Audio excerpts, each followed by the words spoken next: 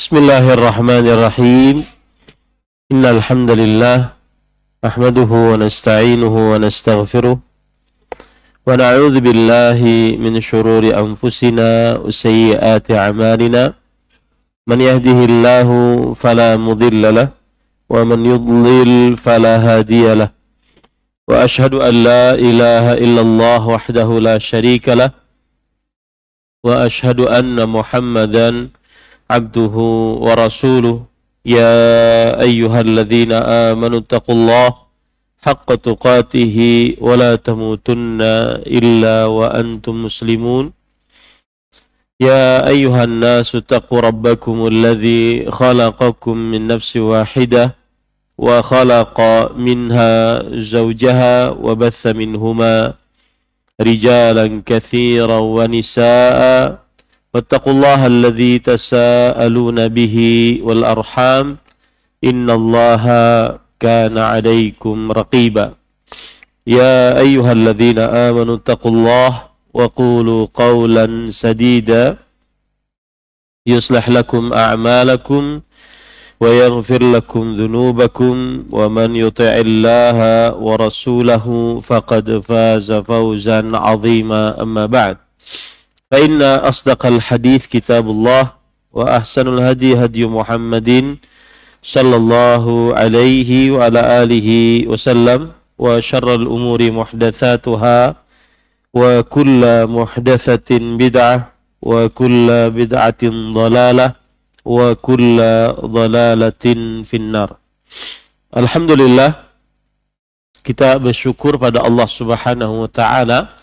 Pada hari ini Jumat malam Sabtu 11 Jumadil Akhirah 1446 Hijriah bertepatan dengan 13 Desember 2024, kita dimudahkan oleh Allah Subhanahu wa taala untuk duduk bersama kembali membaca kitab Arkanul Islam, Rukun Islam.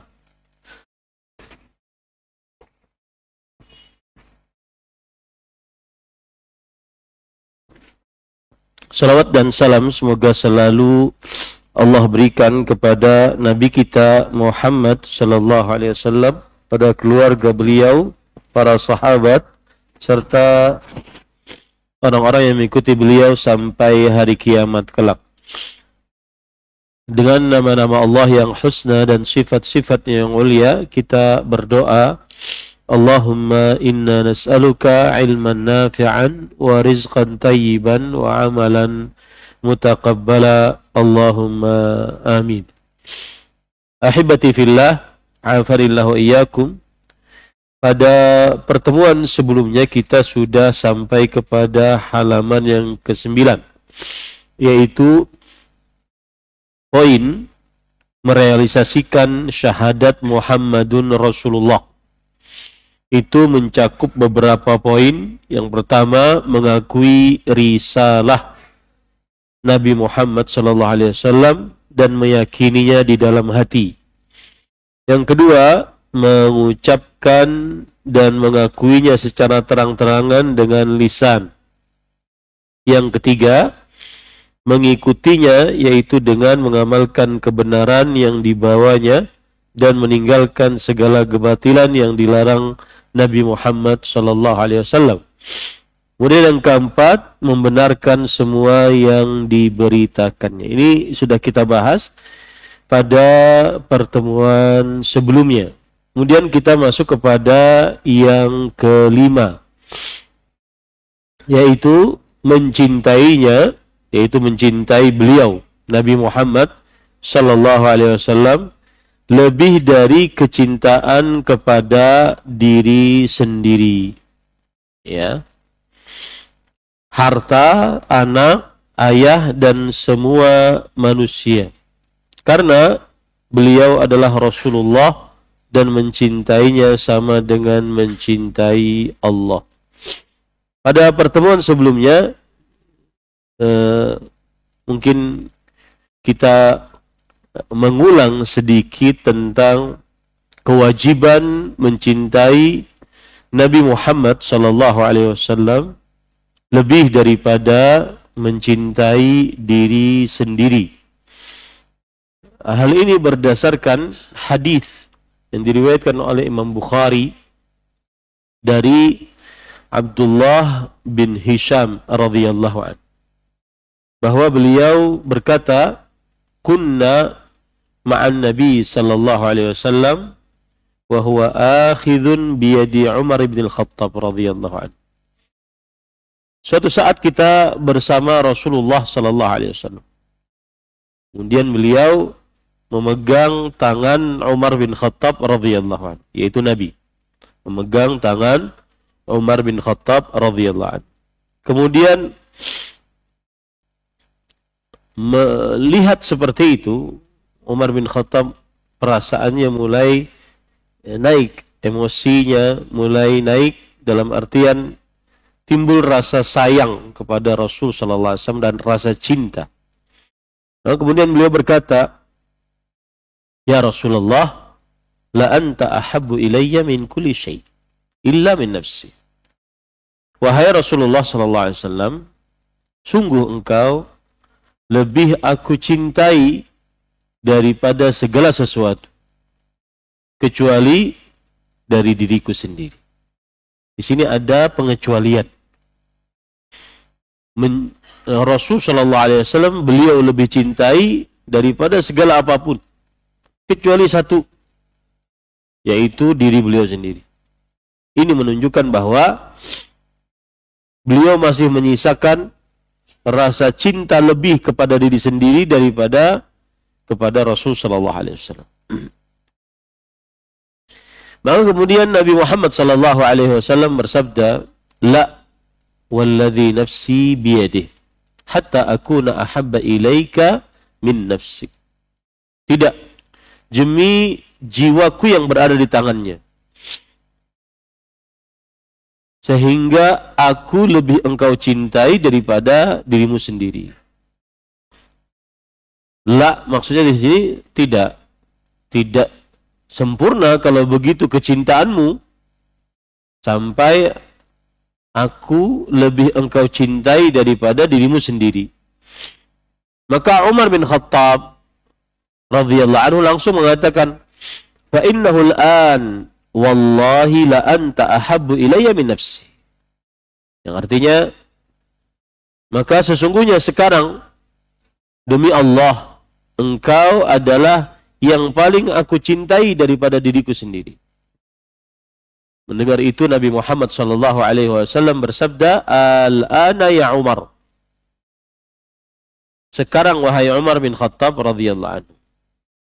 Para ulama menjelaskan apa arti sekarang wahai Umar bin Khattab radhiyallahu anhu.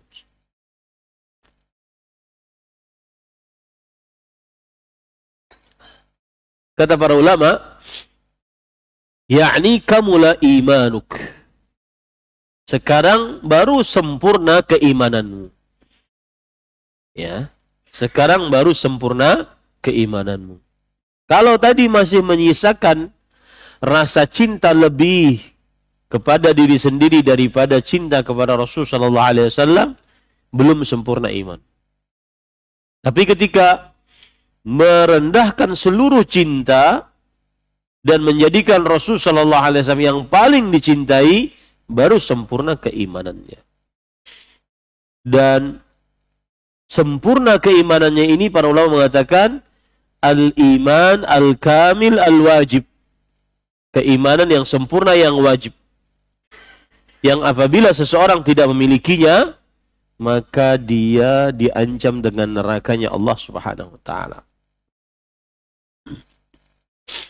Dan perhatikan di sini, Rasul sallallahu alaihi wasallam bersumpah tadi, demi jiwaku yang berada di tangannya. Dan Nabi Muhammad sallallahu alaihi wasallam jujur dalam seluruh perkataannya, meskipun belum bersumpah.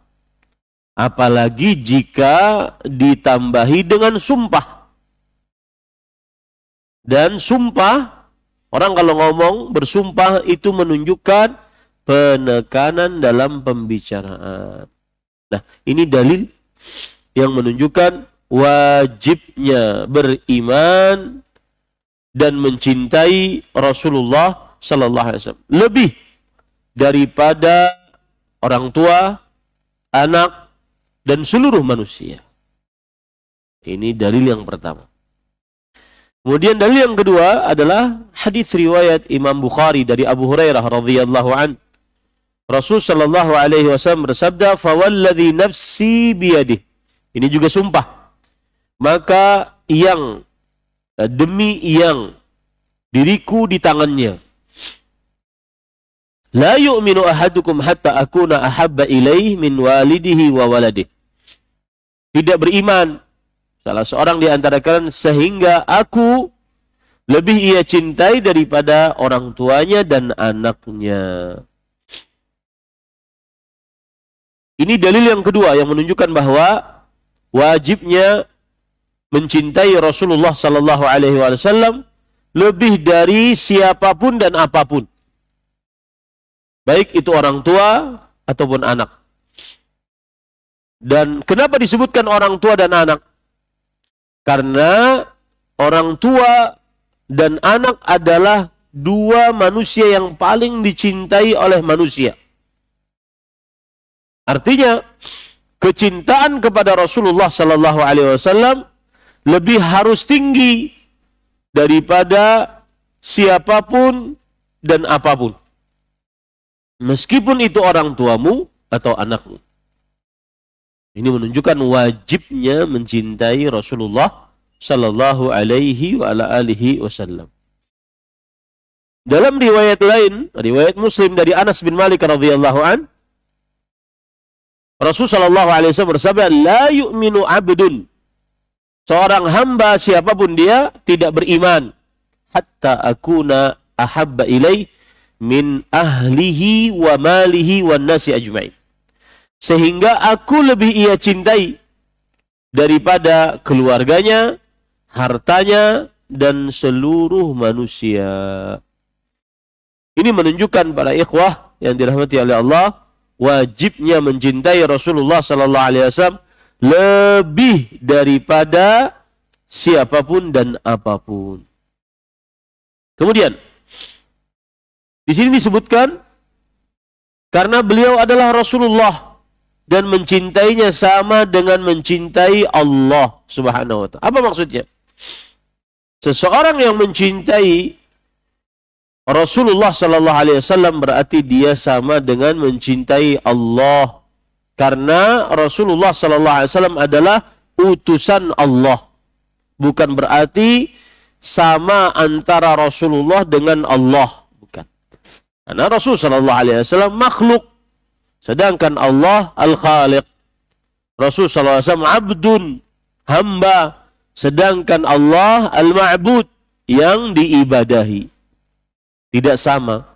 Tetapi yang dimaksud dengan karena mencintai Rasulullah SAW sama dengan mencintai Allah, maksudnya adalah karena Rasulullah SAW adalah utusan Allah Subhanahu wa ta'ala. Baik. Kemudian penulis mengatakan,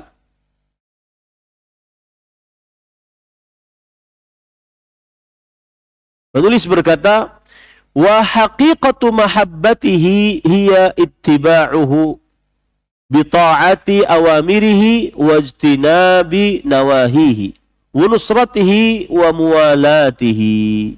Naam. Barakallahu fiikum Ustaz. Hakikat mencintai Rasulullah adalah mengikutinya dengan mentaati semua perintahnya, menjauhi segala larangannya, membelanya, serta memberikan loyalitas kepadanya. Para ikhwan dirahmati oleh Allah Subhanahu wa taala, di sini disebutkan hakikat mencintai Rasulullah sallallahu alaihi wasallam. Jadi harus ada bukti dalam cinta. Tidak bisa hanya klaim cinta. Harus ada bukti di dalam cinta. Ada pepatah Arab mengatakan, "Lau kana hubbuka sadiqan la ata'tahu, innal muhibba liman yuhibbu muti'u."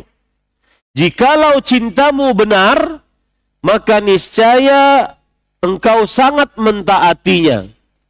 Sesungguhnya yang mencintai terhadap yang dicintai sangat taat. Makanya di sini disebutkan hakikat mencintai Rasulullah SAW adalah mengikutinya dengan mentaati semua perintahnya dan menjauhi semua larangannya. Membelanya dan memberikan loyalitas kepadanya. Nanti kita akan contohkan contoh-contohnya. Kita baca dulu dalilnya. Qala ta'ala qul in kuntum tuhibbunallaha fattabi'uni yuhibbukumullah wa yaghfir lakum dzunubakum. Allah Ta'ala berfirman, katakanlah jika kamu benar-benar mencintai Allah, maka ikutilah aku, niscaya Allah akan mengasihi dan mengampuni dosa-dosamu. Katakanlah, ini perintah dari Allah kepada Nabi Muhammad SAW.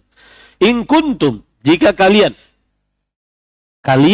pada ayat ini turun, pada saat itu adalah kepada para sahabat.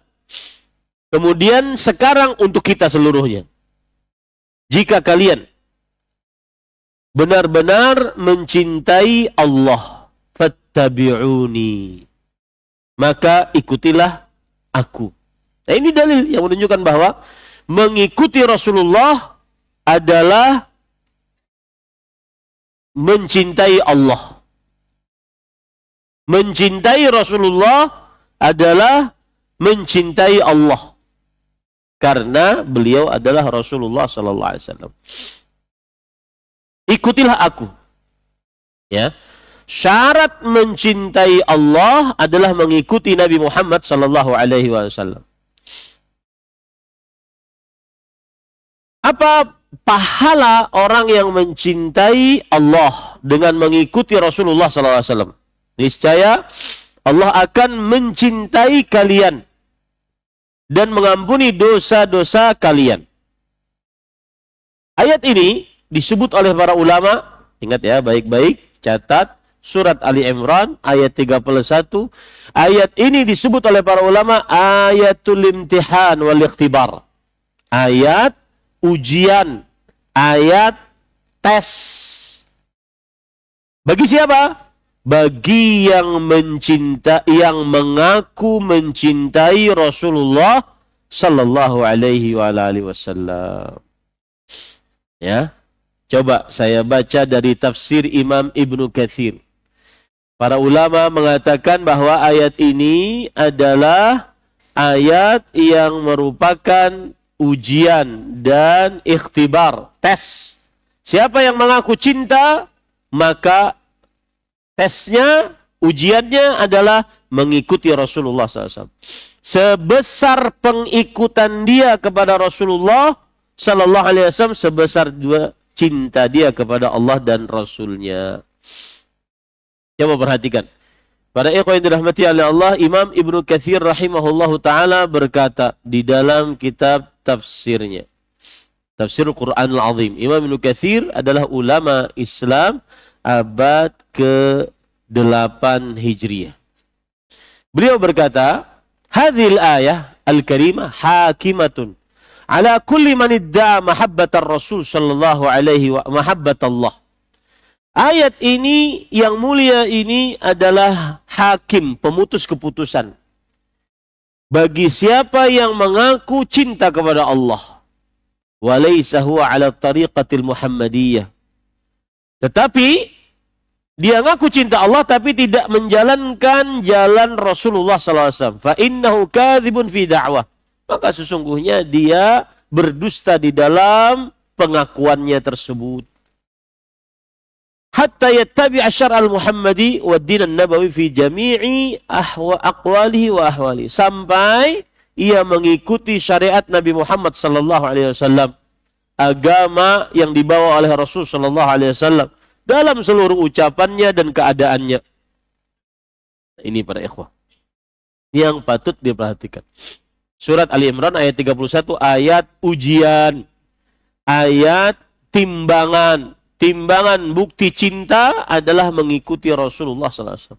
Sebesar cinta kita kepada Allah dan Rasulnya, sebesar itu pula semestinya kita, saya ulangi, sebesar pengikutan kita kepada Rasulullah SAW, sebesar itu pula seseorang cintanya kepada Allah Subhanahu wa ta'ala. Dan dari ayat ini kita ambil pelajaran bahwa mengikuti mengikuti Rasulullah sallallahu alaihi wasallam maka dicintai oleh Allah dan diampuni dosa-dosanya. Itu faedah mengikuti Rasulullah sallallahu alaihi wasallam, Allah akan mencintainya dan mengampuni dosa-dosanya. Baik. Kemudian penulis berkata,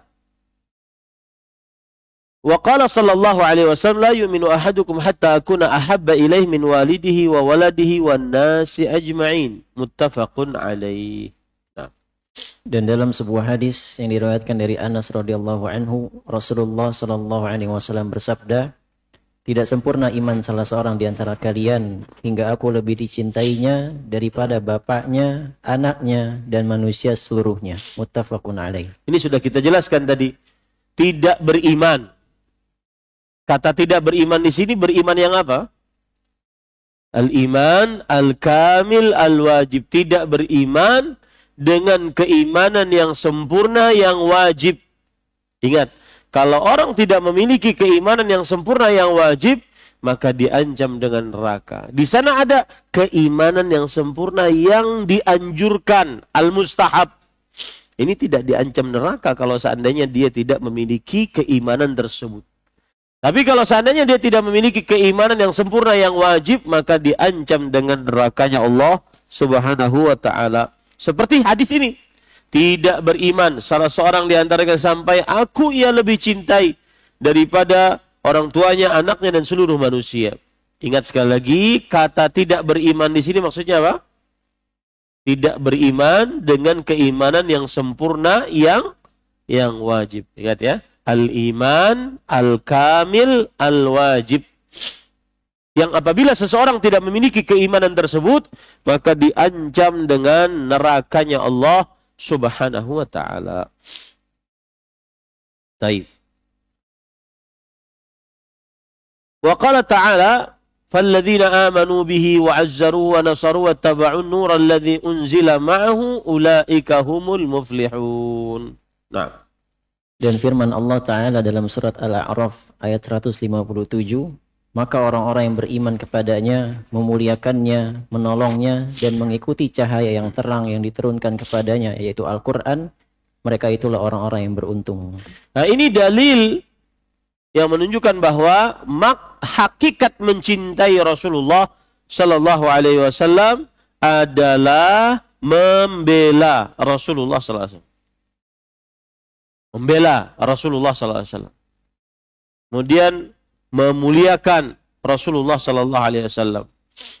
Ya, nah, saya akan sebutkan di sini beberapa kisah tentang pembelaan para sahabat Nabi radhiyallahu anhum kepada Rasulullah Sallallahu Alaihi wa ala alihi wasallam.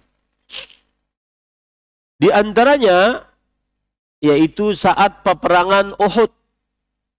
Ya, saat peperangan Uhud.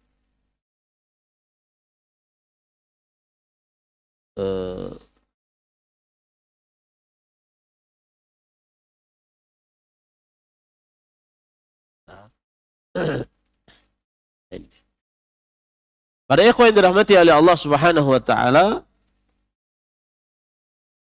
ada seorang sahabat Rasul Sallallahu Alaihi wa ala alihi wasallam, yaitu Al-Miqdad ibn Al-Aswad. Beliau menunjukkan cinta yang sejati kepada Rasulullah Sallallahu Alaihi Wasallam dengan cara beliau menjadi tameng bagi Rasulullah Sallallahu Alaihi Wasallam. Diriwayatkan oleh Imam Bukhari dari Abdullah bin Mas'ud radhiyallahu anhu, beliau bercerita, syahidtu minal Miqdad ibn al-Aswad radhiyallahu an mashhadan la an akuna sahibahu ahabbu ilayya mimma udila bih. Aku pernah menyaksikan Al-Miqdad bin Al-Aswad radhiyallahu anhu, sebuah kejadian Aku berangan-angan untuk menjadi pelaku dari kejadian tersebut. Ya. Suatu saat Nabi Muhammad sallallahu alaihi wasallam didatangi oleh Al-Miqdad ibn Al-Aswad. Waktu itu Rasulullah sallallahu alaihi wasallam sedang berdoa, mendoakan keburukan untuk orang-orang musyrik. Kemudian Rasulullah SAW bersabda, "La naqulu kama qala qaum Musa alaihi salam, idhhab wa anta wa rabbuka faqatila." Al-Miqdad ibn Al-Aswad berkata, "Wahai Rasulullah, kami tidak akan berkata seperti kaumnya Nabi Musa, yang berkata kepada Nabi Musa, pergi engkau wahai Musa, berperang sana dengan Fir'aun, ya, dan Harun. Engkau wahai Musa dan Harun silakan pergi berperang dengan Fir'aun. Kami duduk di sini. Kita tidak akan mengatakan seperti itu." Kata Al-Miqdad bin Al-Aswad. "Walakinna nuqatilu an yaminika wa an shimalika wa baina yadayka wa khalfik." Tetapi kami akan membelamu dari kananmu, dari kirimu, dari depan, dari belakangmu. Maka Nabi Muhammad SAW pun tersenyum dan gembira dengan ucapan tersebut. Dengan ucapan tersebut. Ini menunjukkan bagaimana bagaimana para sahabat Nabi membela Rasulullah sallallahu alaihi wasallam. Di antaranya yaitu Al-Miqdad bin Al-Aswad. Kemudian para ikhwan yang dirahmati oleh Allah Subhanahu wa taala, kisah yang lain yaitu kisah Abu Talhah. Kita juga melihat bagaimana orang yang sangat jujur dalam kecintaannya terhadap Rasulullah sallallahu alaihi wasallam, yang menjadikan leher beliau sebagai tameng bagi leher Rasulullah sallallahu alaihi wasallam. Sehingga jika datang anak panah atau tombak kepada Rasulullah sallallahu alaihi wasallam, maka mengenai leher beliau, tubuh beliau dulu sebelum mengenai Rasulullah sallallahu alaihi wasallam. Diriwayatkan oleh Imam Bukhari dan Muslim dari Anas bin Malik radhiyallahu anhu, beliau bercerita, "Lamma kana yauma Uhud, inhazama nasun minan nas anin Nabi sallallahu alaihi wasallam wa Abu Talhah radhiyallahu anhu baina yaday Nabi mujawwibun alaihi bijuhfah." Ketika peperangan Uhud, Rasul sallallahu alaihi wasallam dan para sahabat terdesak, maka orang-orang kocar-kacir. Tertinggal di situ Abu Talhah di depan Rasulullah sallallahu alaihi wasallam dan membentengi Rasulullah sallallahu alaihi wasallam dengan diri beliau sendiri. Kemudian Anas bin Malik bercerita, "Wa kana Abu Talhah radhiyallahu anhu rajulan ramiyan syadidan naza' wa kasara bi yawma idzin qausaini aw thalathan." Dan Abu Talhah radhiyallahu an seorang yang ahli memanah. Ya. Kemudian beliau cepat sekali memanahnya.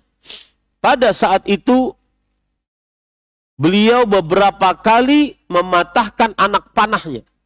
Anak panah yang datang dari musuh. Wa kana ar-rajulu yamurru ma'ahu al-jum'ah min an-nubul fayaqul unthurha li Abi Talhah. Orang-orang mengasih panah-panah kepada Abu Talhah agar Abu Talhah memanah musuh-musuh. Kemudian para ikhwan yang dirahmati oleh Allah Subhanahu wa taala, saat dalam keadaan seperti itu, Nabi Muhammad sallallahu alaihi wasallam mendekat kepada Abu Talhah. Lalu Abu Talhah berkata, "Ya Nabi Allah, wahai Nabi Allah, bi abi anta wa ummi." Jaminannya bapakku dan ibuku. La tusyrif, jangan engkau dekat ke sini. La yusibuka sahmun min sihamil qaum, nahri duna nahri. Jangan sampai anak panah musuh mengenai engkau. Tubuhku, leherku sebagai tameng bagi engkau. Subhanallah. Ini para ikhwan yang dirahmati oleh Allah, ketika seorang manusia berkata, "Nahri duna nahrik." Leherku sebagai tameng untuk lehermu.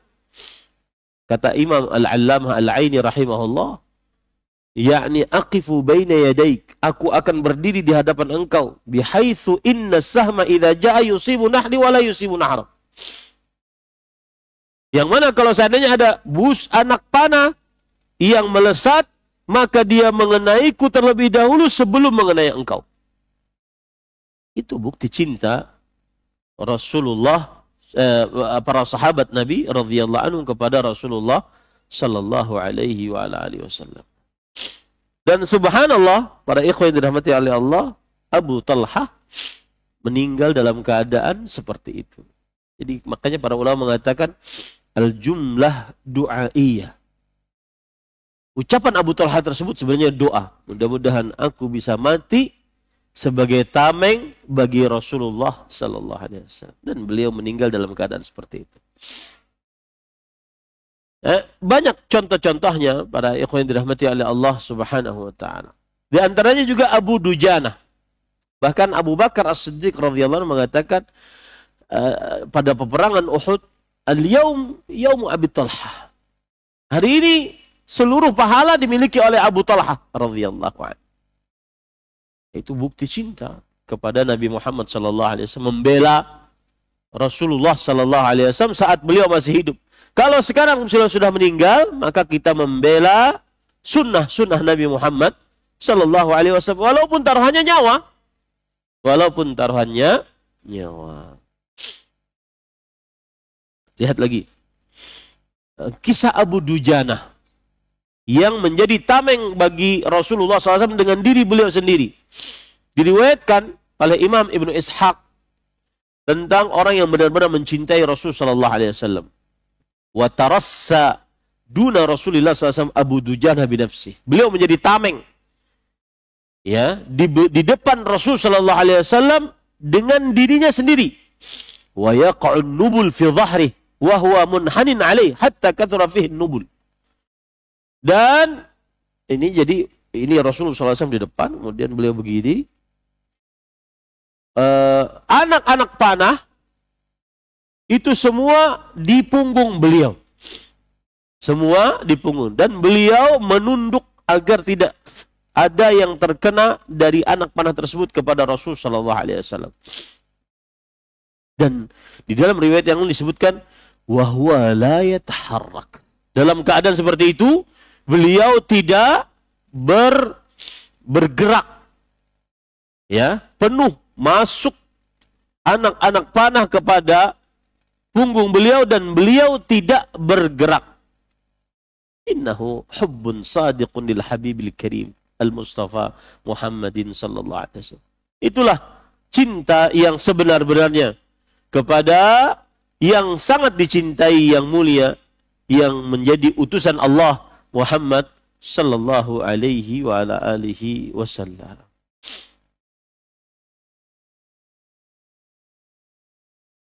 Kemudian para ikhwan yang dirahmati oleh Allah Subhanahu wa taala, masih banyak kisah-kisah yang lain, tetapi itu sudah mencukupi, ya.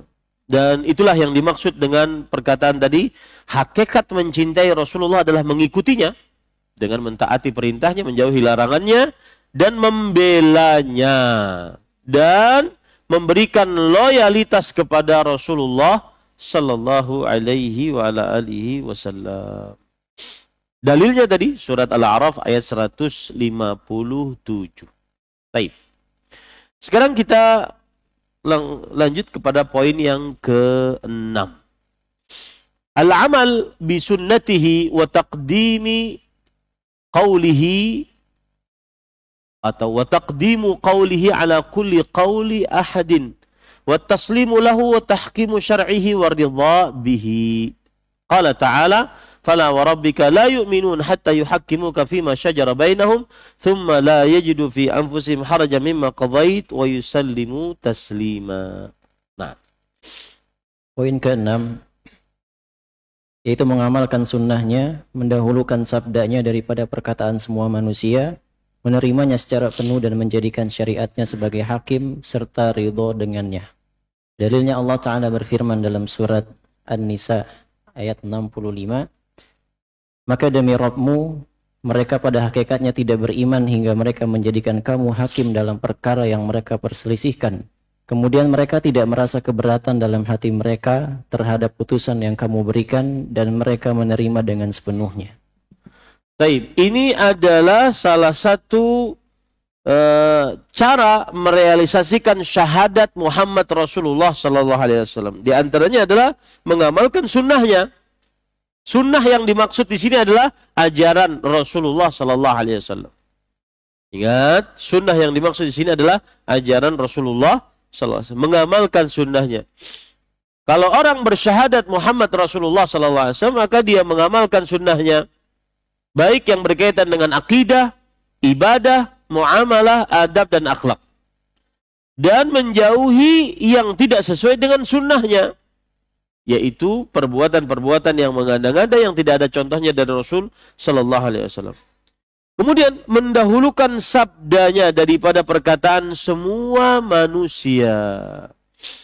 Ya, mendahulukan sabdanya dari perkataan semua manusia. Itu salah satu konsekuensi orang yang bersyahadat asyhadu anna Muhammadan Rasulullah. Apabila ada hadis, hadislah yang didahulukan dibandingkan perkataan siapapun dan apapun. Saya pernah dinasihati oleh Al-Ustadz Al-Fadhil Irwan di Tirmidzi. Dia mengatakan, Ustadz Ahmad, semua yang tidak ada dalilnya, maka perkataan, perbuatan bisa diterima atau ditolak. Peganglah itu. Semua yang tidak ada dalilnya dari Al-Quran atau hadis Rasulullah SAW, maka perkataan dan perbuatan bisa ditolak. Kecuali yang ada dalilnya dari Al-Quran atau hadis Rasulullah SAW. Maka itu harus didahulukan dari perkataan apapun. Dan ini kebiasaan para salafus saleh. Di antaranya Abdullah bin Abbas radhiyallahu anhu, beliau berkata, "Yushiku an tanzil alaikum hijaratu minas sama." Aqulu qala Rasulullah sallallahu alaihi wasallam, taquluna qala Abu Bakar wa Umar. Hampir saja hujan batu turun dari atas kepada kalian. Ketika aku ucapkan Rasulullah sallallahu alaihi wasallam bersabda seperti ini, kemudian kalian malah mengatakan Abu Bakar dan Umar berkata seperti ini, seperti ini.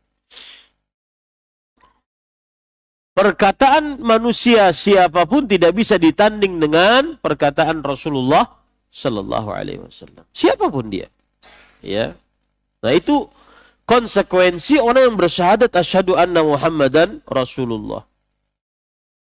Kemudian hukum yang dibuat atau yang diputuskan dari syariat Rasulullah Sallallahu Alaihi Wasallam maka harus diterima dengan ridha dan sebenar-benarnya penerimaan.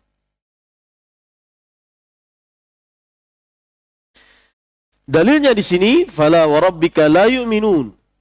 Maka demi Tuhanmu. Alhamdulillah. Maka demi Tuhanmu, mereka pada hakikatnya tidak beriman hingga mereka menjadikan kamu hakim, yaitu pemutus keputusan dalam perkara yang mereka perselisihkan. Kemudian mereka tidak merasa keberatan dalam hati mereka terhadap putusan yang kamu berikan dan mereka menerima dengan sepenuhnya. Surah An-Nisa ayat 65. Para ikhwan yang dirahmati oleh Allah Subhanahu wa taala, ayat yang semisal dengan surah An-Nisa ayat 65 adalah surat An-Nur ayat 51. Allah berfirman, "Innama kana qaulal mu'minin idza du'u ila Allah wa rasulih liyahkuma bainahum an yaqulu sami'na wa ata'na wa ulaika humul muflihun."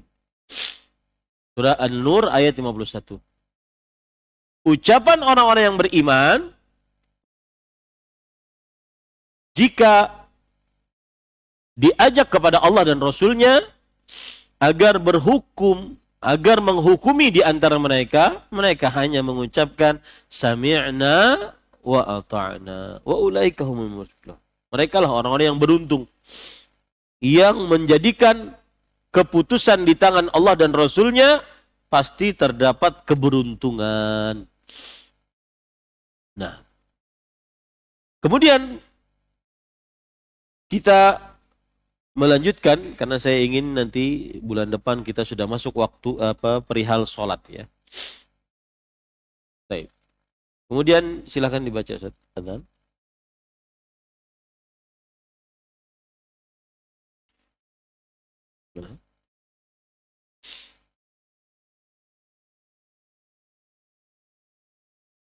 Gimana?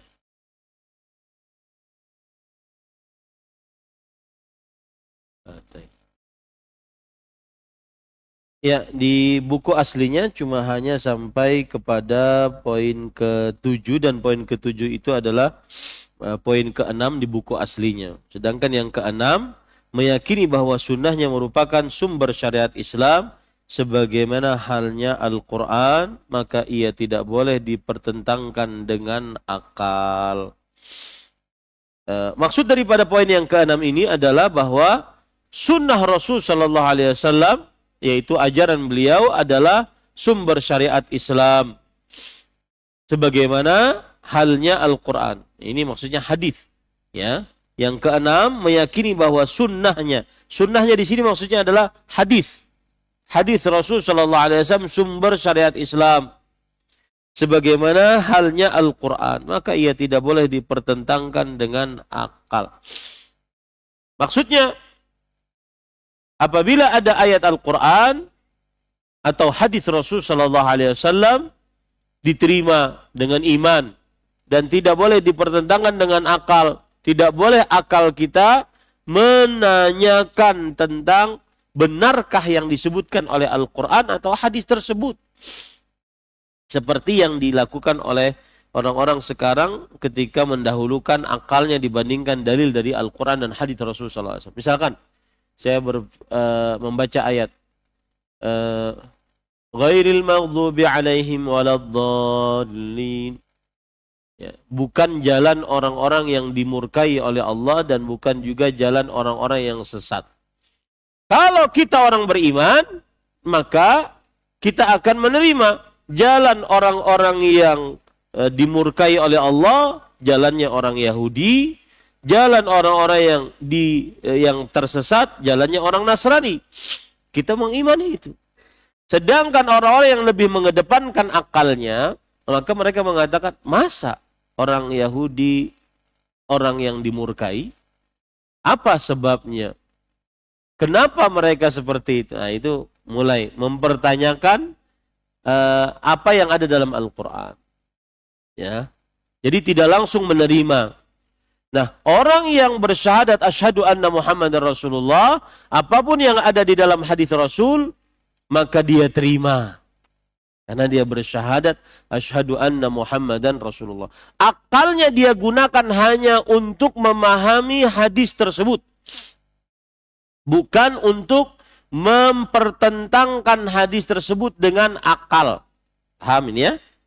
Akalnya dia gunakan hanya untuk memahami hadis tersebut. Bukan untuk mempertentangkan hadis tersebut dengan akal. Kenapa ya? Kalau kita malam-malam harus menutup tempat minum, pintu, tempat makanan. Apa faedahnya menjaga dari syaitan? Masa menjaga dari syaitan? Nah, enggak. Orang beriman enggak seperti itu. Orang yang bersyahadat asyhadu anna Muhammadar Rasulullah, dia langsung mengatakan bahwa iya, saya percaya bahwa di malam hari semua tempat minum ditutup, semua tempat makanan ditutup, pintu ditutup, lampu dimatikan. Karena itu perintah Rasulullah sallallahu alaihi wasallam. Jadi akalnya dia gunakan untuk memahami hadis, bukan untuk mempertentangkan hadis tersebut dengan apa? Dengan akal. Itu konsekuensi orang yang bersyahadat asyhadu anna Muhammadan Rasulullah. Taib. Kita lanjutkan setelah salat Isya. Wallahu a'lam. Sallallahu nabiyana Muhammad walhamdulillahi rabbil alamin.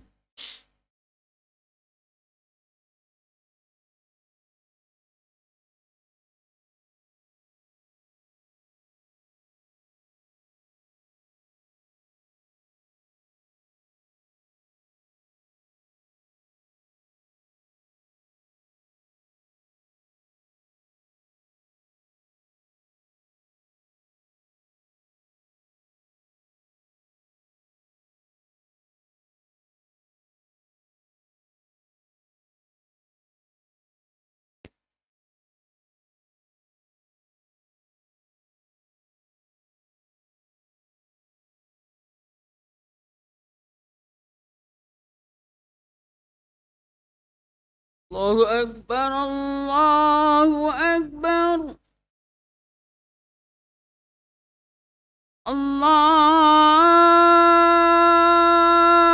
الله أكبر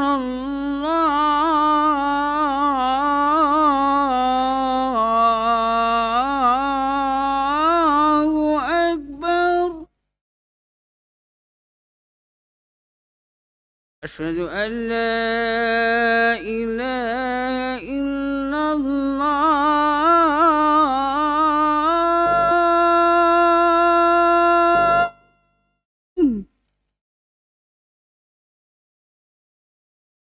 أشهد أن لا إله إلا الله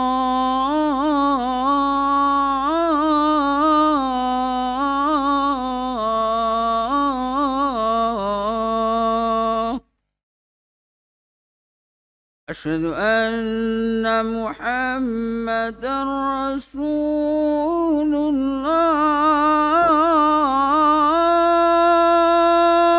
الله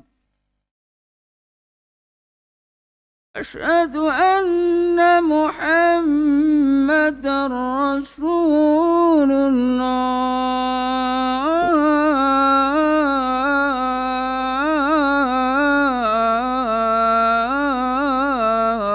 الله حي على الصلاة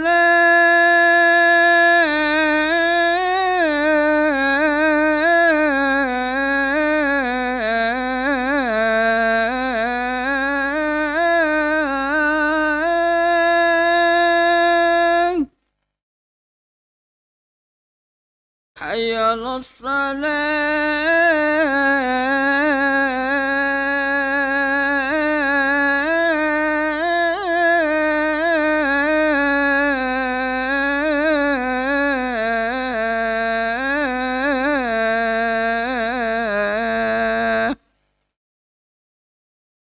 حي على الفلاح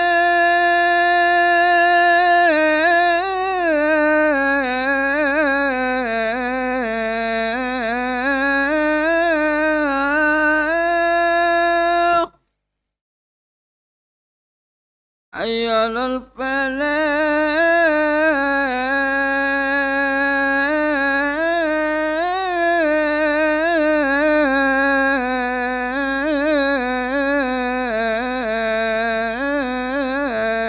الفلاح الله أكبر الله أكبر لا إله إلا الله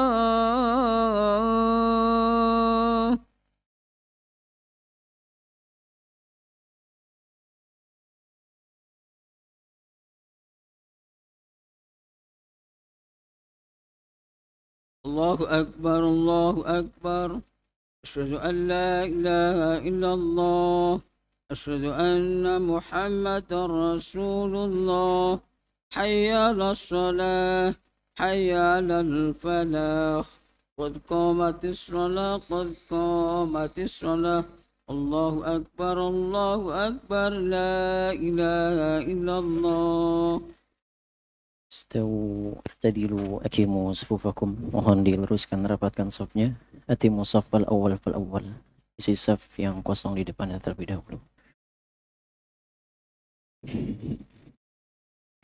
Allahu Akbar.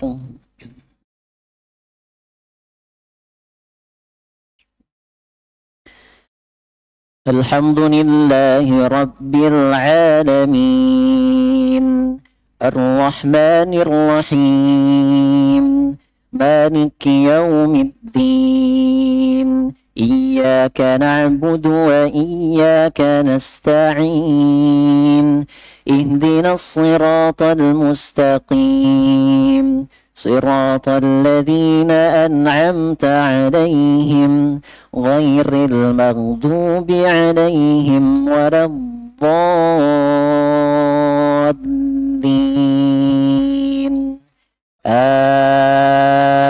آمين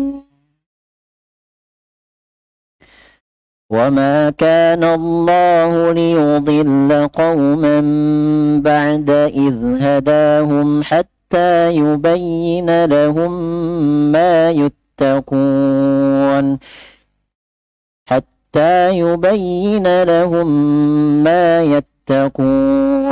إن الله بكل شيء عليم إن الله له ملك السماوات والأرض يحيي ويميت وما لكم من دون الله من ولي ولا نصير لقد تاب الله على النبي والمهاجرين والأنصار الذين اتبعوه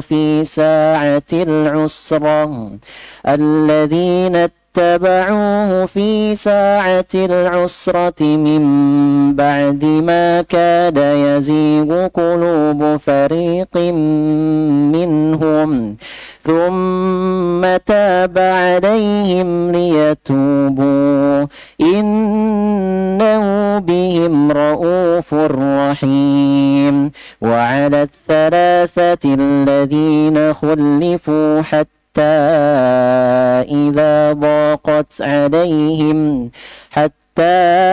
إذا ضاقت عليهم الأرض بما رهبت وضاقت عليهم أنفسهم وظنوا أن لا ملجأ من الله إلا إليه ثم تاب عليهم ليتوبوا إن الله هو التواب الرحيم.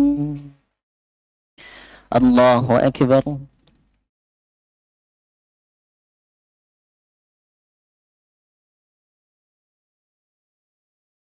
سمع الله لمن حمده.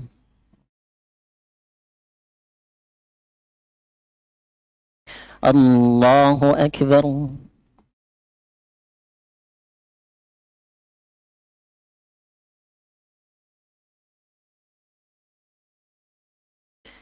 الله أكبر.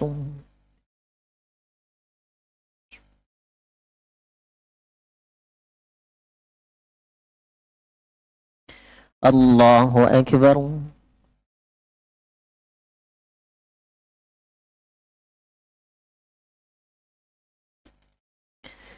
الله أكبر.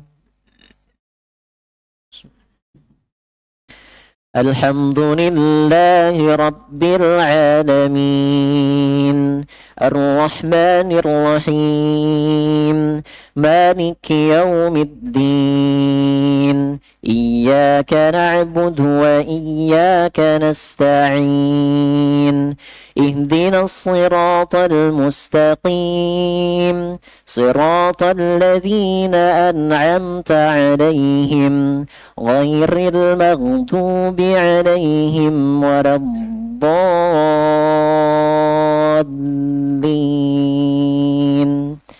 آمين.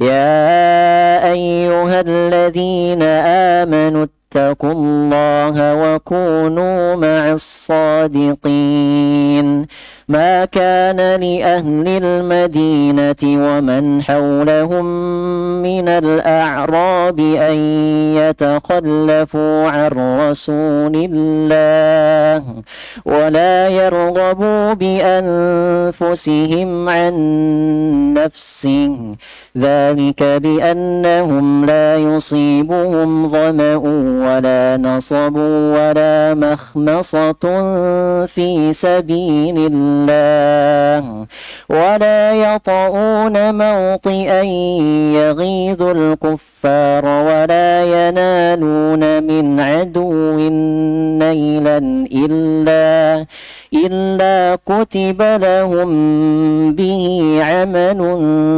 صالح إن الله لا يضيع أجر المحسنين ولا ينفقون نفقة صغيرة ولا كبيرة ولا يقطعون واديا إلا كتب لهم ليجزيهم الله أحسن ما كانوا يعملون. الله أكبر.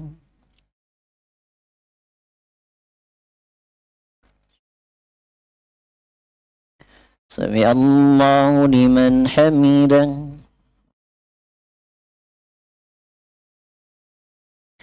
الله أكبر.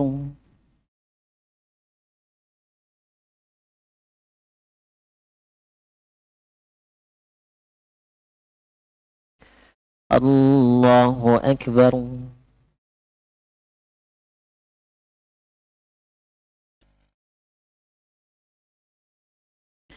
الله أكبر.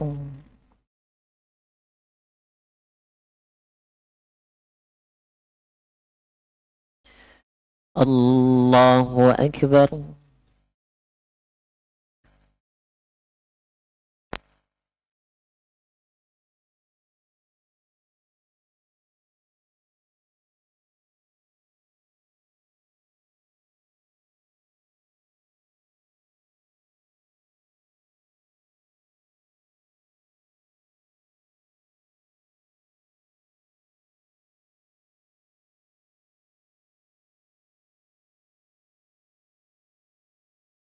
الله أكبر.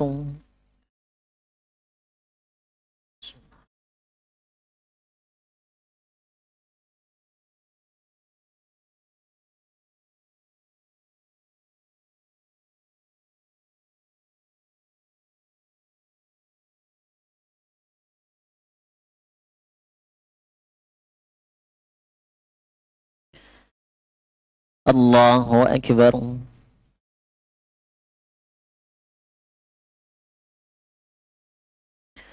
سمع الله لمن حمده.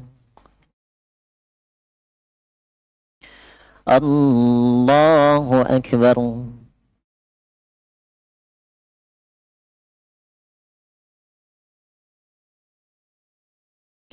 الله أكبر.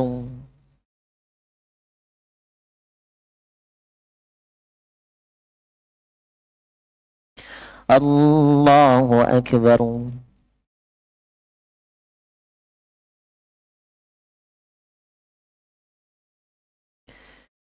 الله أكبر.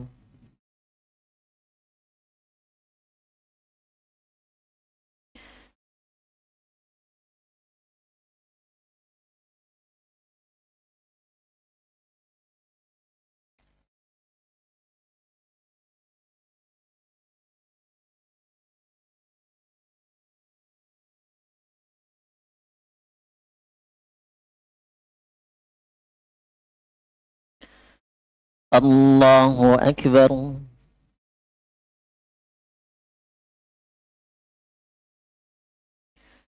سمع الله لمن حمده. الله أكبر.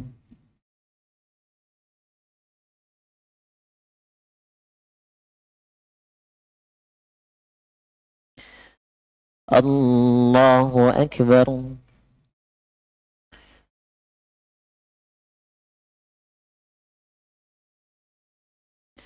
الله أكبر.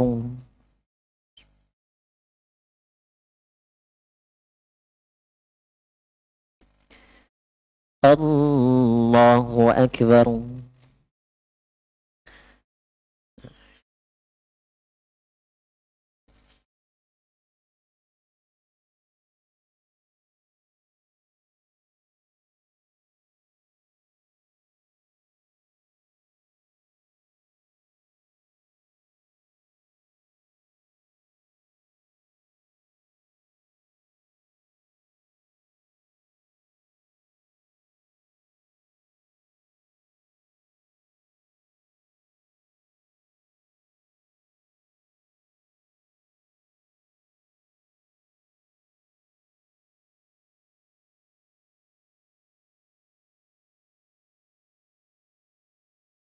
السلام عليكم ورحمة الله.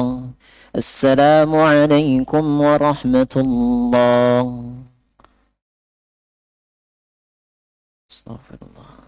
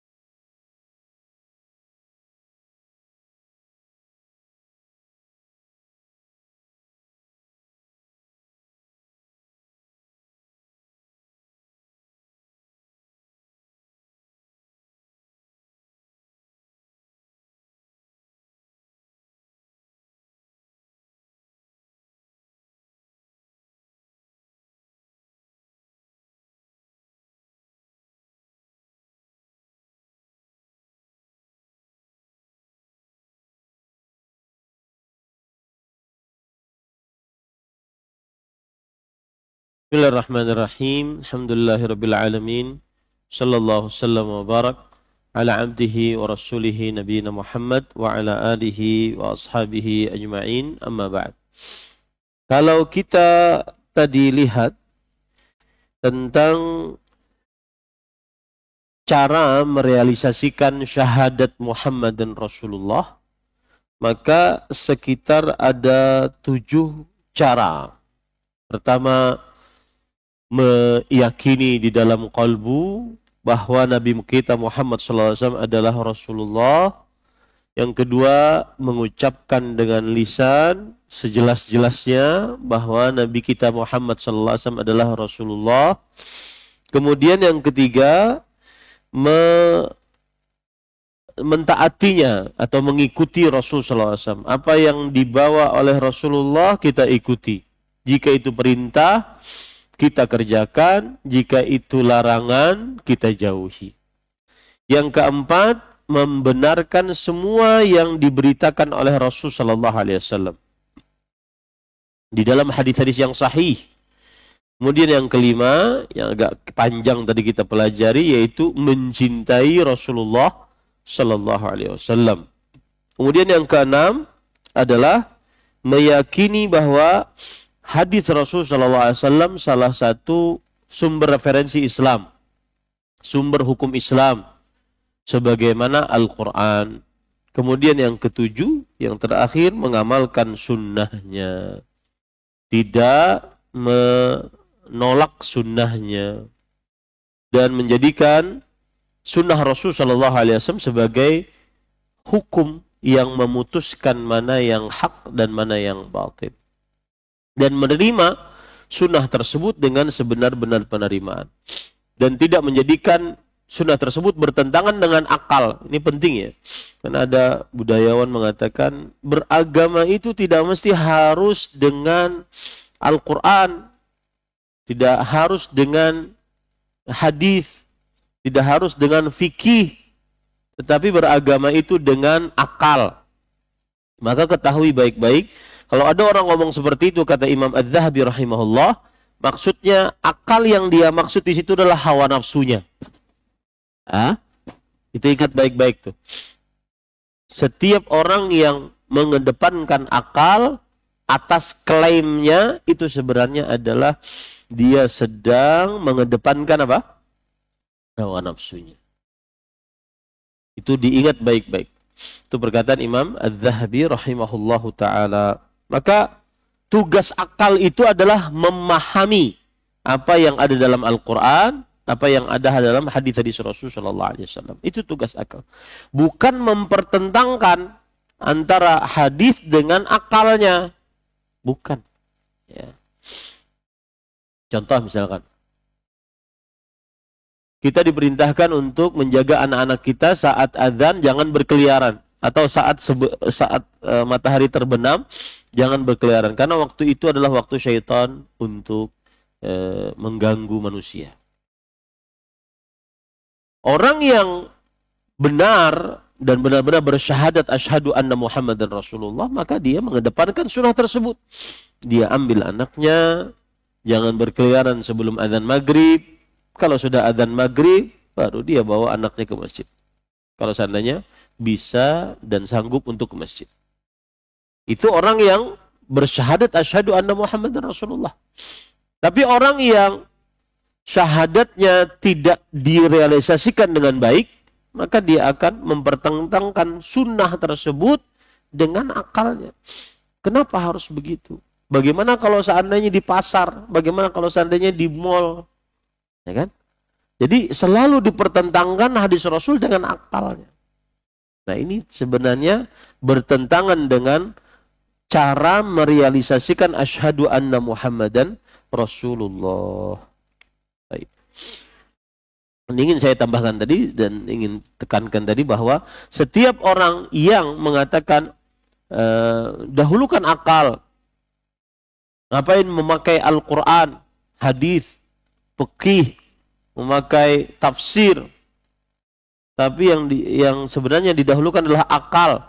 Kemudian dengan dalil, afala ta'qilun, apakah mereka tidak menggunakan akal mereka. Ingat, orang-orang yang seperti ini, mereka sebenarnya akal yang mereka maksud adalah hawa nafsu mereka.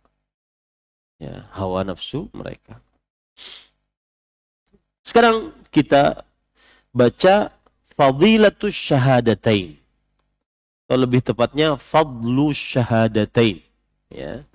Keutamaan dua kalimat syahadat. Li kalimati tauhid fadlun azimun dalat alaihi nususul kitabi was sunnah. Wa minha awalan alif annaha awwalu arkanil islam wa hiya asluddin wa asasul millah wa hiya awwalu ma yadkhulu bihil abdu al-islam wa bihi qamatis samawati wal ard. Nah, keutamaan dua kalimat syahadat. Kalimat tauhid memiliki keutamaan yang agung. Hal itu telah disebutkan dalam Al-Quran maupun Sunnah. Di antaranya pertama, ia merupakan rukun Islam yang pertama, juga merupakan fondasi agama.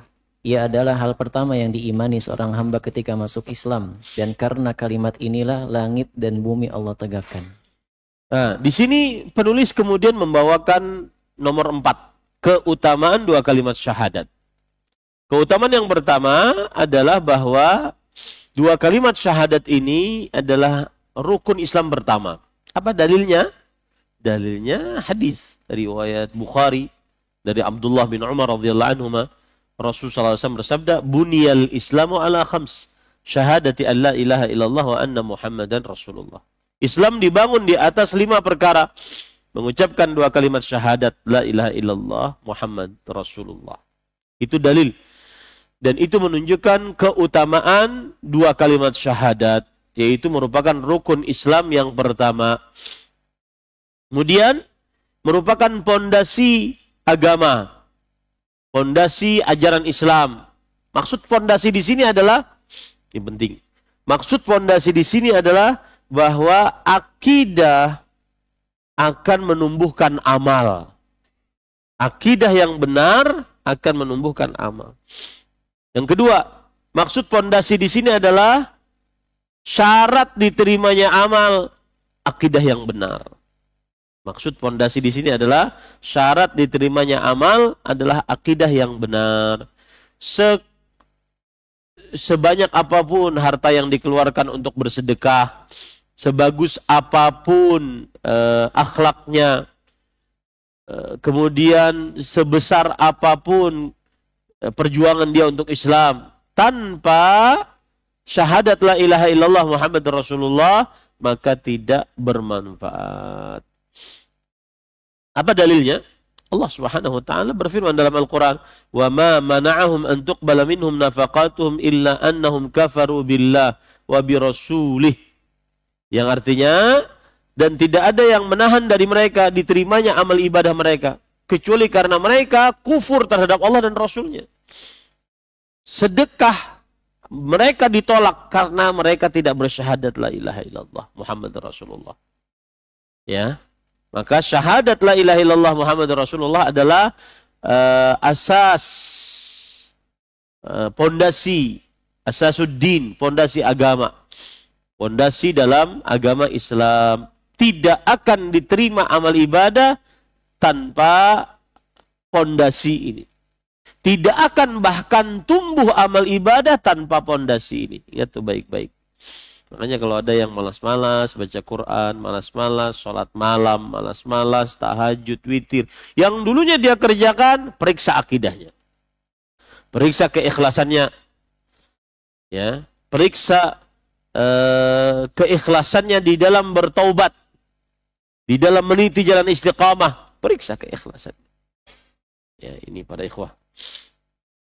Kemudian penulis mengatakan, ia adalah hal pertama yang diimani seorang hamba ketika masuk agama Islam. Nah, ini penting. Ini keyakinan Ahlus Sunnah wal Jamaah. Hal pertama yang wajib dilakukan oleh seorang muslim adalah syahadat la ilaha illallah Muhammad Rasulullah. Beda dengan ahlul kalam. Ahlul kalam yang pertama kali mereka lakukan kalau mau masuk Islam adalah an-nazar, melihat kuasa Allah. Jadi ada perkataan para ulama, awal wajibin al mukallaf syahadatu an la ilaha illallah Muhammad Rasulullah. Kewajiban pertama atas seorang hamba adalah mengucapkan 2 kalimat syahadat. Itu menurut Ahlus Sunnah wal Jamaah. Tapi menurut orang-orang ahli kalam, orang-orang yang mengedepankan akal, mereka mengatakan awal wajibin al-mukallaf an-nazar. Kewajiban pertama atas seorang hamba adalah memperhatikan alam semesta sampai mengenal Allah. Makanya kalau ada yang mengikuti ajaran ini, kemudian dia tidak sholat, salah satu dalihnya adalah karena sampai sekarang saya belum mengenal Allah. Jadi nggak sholat. Sama karena salah satu dalilnya adalah saya belum mengenal Allah. Karena mereka beranggapan awwalu wajibin 'alal mukallaf ma'rifatullah. Kewajiban pertama atas seorang hamba adalah mengenal Allah Subhanahu wa taala. Mengenal Allah dengan cara melihat alam semesta. Kalau belum mengenal juga, maka tidak ada kewajiban lain. Harus sampai mengenal dulu. Nah, ini bertentangan dengan ayat Al-Quran, hadis Rasul sallallahu alaihi wasallam. Ya, ini penting. Wa biha qamatis samawati wal ard.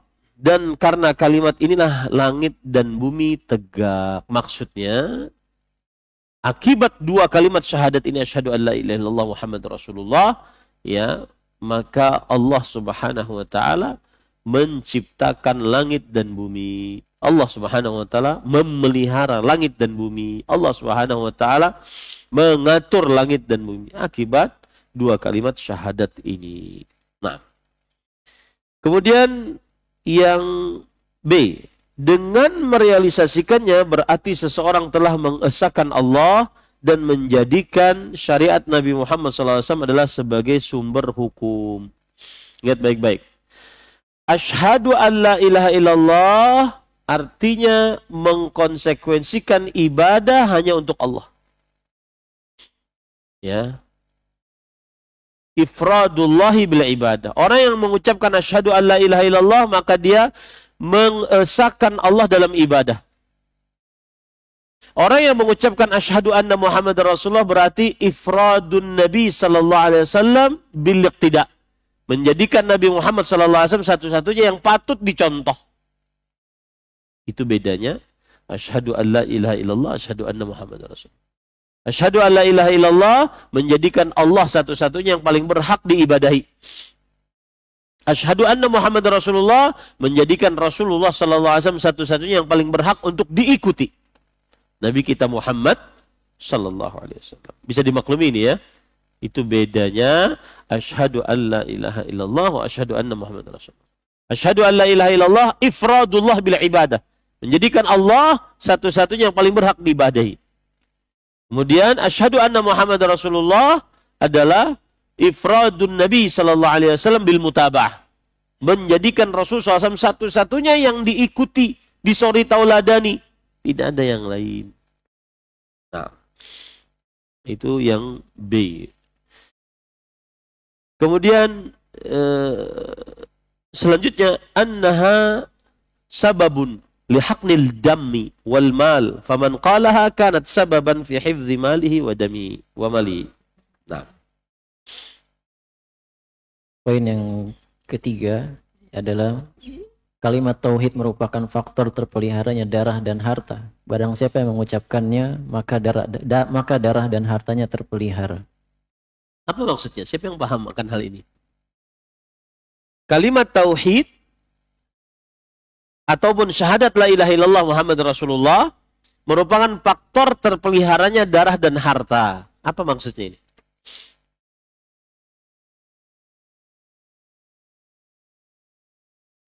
Kalau orang mengucapkan 2 kalimat syahadat, tidak boleh darahnya terteteskan tanpa kebenaran. Tidak boleh hartanya diambil tanpa kebenaran. Saya beri contoh. Ada orang nyolong AC Masjid Baitul Salam. Lalu kedapetan. Lalu dipukulin sampai mati. Bolehkah? Hah? Tidak boleh. Kenapa? Karena dia maling, iya. tapi dia muslim, bersyahadat asyhadu an la ilaha illallah wa asyhadu anna Muhammadar Rasulullah, maka darahnya, nyawanya tidak boleh diteteskan. Nyuri Ustaz, nyurinya kurang ajar, masjid lagi Ustaz. Nah, ini bukan ukuran kurang ajar atau enggak ajar, tetapi ukurannya dia masih muslim. Tidak boleh dibunuh tanpa kebenaran. Dan tidak boleh seseorang siapapun atau tidak boleh menurunkan hukum tanpa kewenangan. Tidak boleh. Contoh, saya pernah melihat di media sosial ada suami membawa warga menggerebek istrinya yang sedang selingkuh dengan berondong. Laki-laki. Maka laki-laki tersebut dipukulin sampai mati. Maka yang memukulinya sampai mati membunuh. Dan pembunuhan tanpa kebenaran. Pembunuhan tanpa apa? Kebenaran. Kenapa? Karena seorang muslim, dia muslim. Selama dia muslim, muslim. Mengucapkan 2 kalimat syahadat, la ilaha illallah Muhammad Rasulullah, maka terjaga darahnya dan hartanya. Nah ini hati-hati para ikhwah yang dirahmati Allah. Kadang-kadang kita ini kan latah. Ayo pukulin, pukulin. Nendang doang satu aja. Gitu. Nggak boleh tuh. Ya. Nendang besok kabur dia. Nggak boleh. Nggak boleh ya para ikhwah yang dirahmati Allah. Lalu sikap yang benar bagaimana? Tangkap, berikan kepada yang berwenang. Mereka karena memprosesnya. Adapun membunuh, dan Rasulullah SAW bersabda, la yazalu rajulu fi fushatin min dinih ma lam yusib daman haraman. Masih saja seseorang dalam kelapangan saat hisabnya nanti di hari kiamat, selama dia tidak berurusan dengan darah yang haram untuk diteteskan.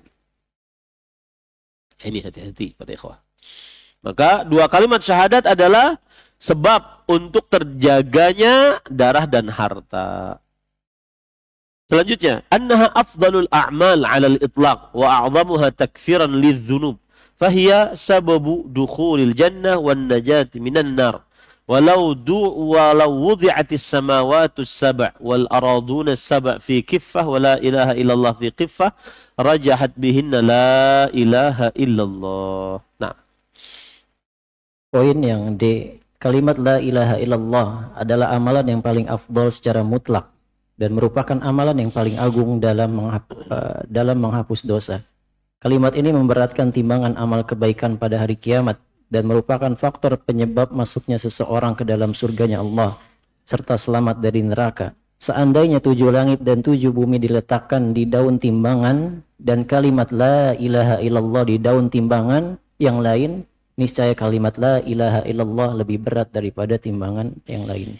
Di sini yang menarik adalah ketika penulis mengatakan annaha afdhal amal. 2 kalimat syahadat adalah amalan paling afdal. Berarti Ustaz 2 kalimat syahadat itu amalan? Iya. 2 kalimat syahadat itu amalan. Ya, paling afdal. Sebagaimana orang sholat, puasa, zakat, haji, maka mengucapkan 2 kalimat syahadat juga paling amalan. Kenapa paling afdal? Karena sholat, puasa, zakat, haji tidak akan bermanfaat tanpa 2 kalimat syahadat. Begitu ya. Ini paling afdal, amalan paling afdal. Kemudian paling besar menghapuskan dosa. Orang yang bersyahadat 2 kalimat syahadat, maka jika mati dalam keadaan tetap bersyahadat 2 kalimat syahadat, maka diampuni dosanya. Walau sejagat raya. Allah berfirman di dalam hadis qudsi, Ibnu Adam, "Lau ataitani bi qurabil ardi khataya, thumma laqitani la tusyriku bi syai'an la ataituka bi qurabiha maghfirah." Wahai anak Adam, jika engkau bertemu denganku dengan membawa sebesar jagat raya dosa. Dosa sebesar jagat raya. Lalu engkau tidak mensyirikanku, maka aku akan datang kepadamu dengan sebesar jagat raya ampunan. 2 kalimat syahadat ini agung. Sangat luar biasa agung. Kalau seandainya ada tertulis asyhadu an la ilaha illallah asyhadu anna muhammadar rasul dalam satu kertas, kemudian 7 lapisan langit, 7 lapisan bumi dalam satu timbangan yang lain, maka akan berat syahadat la ilaha illallah muhammadar rasulullah. Dan diriwayatkan dari Imam Muslim dari Ubadah bin Samit radhiyallahu anhu, man syahida an la ilaha illallah wa anna muhammadar abduhu wa rasuluh harramallahu alaihil jannah. Diharamkan oleh Allah mendapatkan nerakanya Allah kalau sudah bersyahadat asyhadu anna ilaha illallah wa asyhadu anna muhammadan rasulullah. Terakhir, para ikhwan yang dirahmati oleh Allah, D. Annaha qad ijtama'a fiha adh-dhikru wad-du'a wath-thana' washtamalat alayhi du'a'ul ibadah wa du'a'il masalah wa hiya aktsarul adhkar wujudan wa aisar wa husulan fahiya al-kalimatu at-thayyibah wal 'urwah al-wuthqa wa kalimatul ikhlas wa hiya allati qamat biha as-samawati wal ard wa li ajliha khuliqal khalqu wa ursilatir rusul wa unzilatil kutub wa syuri'at litakmiliha as-sunnah wal fard wa li ajliha jarridat suyuful jihad faman qalaha wa amila biha sidqan wa ikhlasan wa qabulan wa mahabbatan adkhalahu Allahul jannah ala ma kana minal amal. Nah, poin E, dalam kalimat tauhid ini berpadu zikir, doa dan pujian, dan ia mencakup doa yang ditunjukkan untuk beribadah dan untuk memohon. Jadi orang mengucapkan asyhadu an la ilaha illallah, maka di dalamnya itu ada zikirnya, yaitu la ilaha illallah. Di dalamnya ada zikirnya dan juga ada doanya. Orang kalau mengucapkan asyhadu an la ilaha illallah, sebenarnya dia sedang meminta pahala dari Allah. Maka itu disebut dengan doa ibadah. Doa ibadah adalah segala macam ketaatan kepada Allah Subhanahu wa taala. Sedangkan doa masalah adalah doa yang meminta hajat dari Allah Subhanahu wa taala. Sekarang Bapak Ibu duduk di sini menuntut ilmu. Ini disebut doa tidak? Doa. Doa jenis apa? Ibadah. Karena dengan menuntut ilmu ini kita berharap pahala dari Allah Subhanahu wa taala. Maka amaliyah kita ini sekarang ini disebut dengan doa ibadah. Doa apa? Ibadah. Kalau orang di hari Jumat membaca salawat, Allahumma salli ala Muhammad wa ala ali Muhammad kama shallaita ala Ibrahim wa ala Ibrahim innaka Hamidum Majid, itu sedang berdoa tidak? Berdoa. Doa apa? Ibadah. Yaitu dari salawat tersebut kita berharap kepada Allah agar Allah memuji kita di hadapan para malaikatnya. Jadi ada istilah doa ibadah, ada istilah doa masalah minta kepada Allah. Ya. Nah, lanjut. Dan ia juga merupakan zikir yang paling banyak dan paling mudah diamalkan. Zikir la ilaha illallah. Paling mudah diamalkan. La ilaha illallah. Dan paling banyak. Antum cek saja. Di dalam zikir pagi. Yang paling banyak adalah ucapan apa? La ilaha illallah. Jumlahnya maksud saya. Subhanallah 33, Alhamdulillah 33, Allahu Akbar 33. Kemudian hasbi Allah la haula wala quwata illa billah 7 kali saja. Yang paling banyak adalah apa? La ilaha illallah wahdahu la syarikalah lahul mulku wa hamdu ala kulli syai'in qadir. Berapa kali? Ya, 100. Ini para ikhwan dirahmati oleh Allah Subhanahu wa taala. Paling banyak dia. Nah, lanjut. Kalimat ini dinamakan juga dengan kalimat thayyibah atau kalimat yang baik. Dan juga urwatul wusqa, yaitu tali buhul yang kuat, dan kalimatul ikhlas. Dengan kalimat ini langit dan bumi tegak. Karena untuk mewujudkan kalimat ini diciptakannya semua makhluk. Diutusnya para rasul dan diturunkannya kitab-kitab. Nah, kalimat ini adalah zikir yang paling mudah dan paling banyak untuk diamalkan. Kalimat ini juga adalah kalimatun thayyibah, ucapan yang baik, sebagaimana disebutkan oleh Allah di dalam surat Al-Kahfi, ya, dalam surat Ibrahim maksud saya. Alam tara kaifa daraballahu mathalan kalimatan thayyibah. Bukankah engkau atau tidakkah engkau wahai Muhammad sallallahu alaihi wasallam melihat kalimatan thayyibah, ucapan yang baik, yaitu la ilaha illallah. Kamathali kasyajaratin thayyibah, seperti pohon yang baik. Akarnya kokoh dan batangnya menjulang ke langit. Ini yang dimaksud dengan kalimah thayyibah. Ya. Kemudian urwatul wuthqa, kalimat la ilaha illallah adalah urwatul wuthqa, tali buhul yang kuat sesama muslim, sangat menguatkan satu dengan yang lainnya. Kenapa? Anda bersyahadat la ilaha illallah, saya pun bersyahadat la ilaha illallah. Dia urwatul wuthqa. Kemudian dia kalimat ikhlas. Ucapan la ilaha illallah itu adalah kalimat keikhlasan. Nah, lanjut. Disyariatkan untuk menyempurnakannya berbagai hal yang wajib dan sunnah. Demi tegaknya kalimat ini dikumandangkan jihad. Barang siapa yang mengucapkan kalimat ini serta mengamalkannya dengan benar dan ikhlas dan menerima dengan penuh cinta, maka Allah akan memasukkannya ke dalam surga bagaimanapun amalannya. Nah, demi tegaknya kalimat ini dikumandangkan jihad. Jadi jihad itu tujuannya bukan untuk membunuh. Jihad itu untuk menegakkan kalimat la ilaha illallah, bukan untuk membunuh. Ya. Kemudian juga kalimat ini memasukkan seseorang ke dalam surga bagaimanapun amalnya. Apa maksudnya? Orang yang bersyahadat asyhadu anna Muhammad la ilaha illallah wa asyhadu anna Muhammad Rasulullah akan dimasukkan oleh Allah ke dalam surga bagaimanapun amalnya. Pertanyaan saya, apa makna dari bagaimanapun amalnya? Apa? Walaupun amalnya tidak sempurna. Ada yang lain? Paham nggak pertanyaannya? Siapa yang bersyahadat asyhadu an la ilaha illallah asyhadu anna Muhammadar Rasulullah, Allah akan memasukkannya ke dalam surga bagaimanapun amalnya. Hah? Ya, apa maksud daripada bagaimanapun amalnya?